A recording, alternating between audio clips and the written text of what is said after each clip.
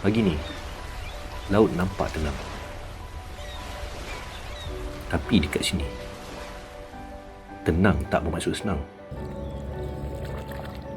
Dekat Tanjung Lumpur, aku jumpa seorang nelayan. Orang panggil dia Abang Lan. Pendapatan sehari Dia bukan dari laut. Asalnya kerja biasa. Tapi akhirnya, dia kembali kat sini jadi nelayan. Kalau ada rezeki lah. Kena hari tak ada, kosong pun ada. Tak tentu. Kadang-kadang ada hasil, kadang tak ada langsung. Kat laut, tak ada gaji tetap, tak ada jaminan. Hari ni boleh buat duit, besok belum tentu. Pernah juga dia cuba untuk dapatkan bantuan, tapi dia tak tahu nak buat macam mana. Dia cerita tentang bantuan yang kadang sampai, kadang tak. Tapi hidup kena terus jalan. Bila aku tanya, kenapa masih buat kerja ni? Anak nak kena besarkan. Simple jawapan dia, tapi berat.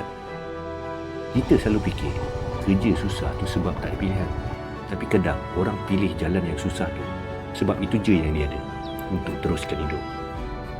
Dekat sini, rezeki bukan tentang banyak atau sikit, tapi tentang cukup untuk hari ini.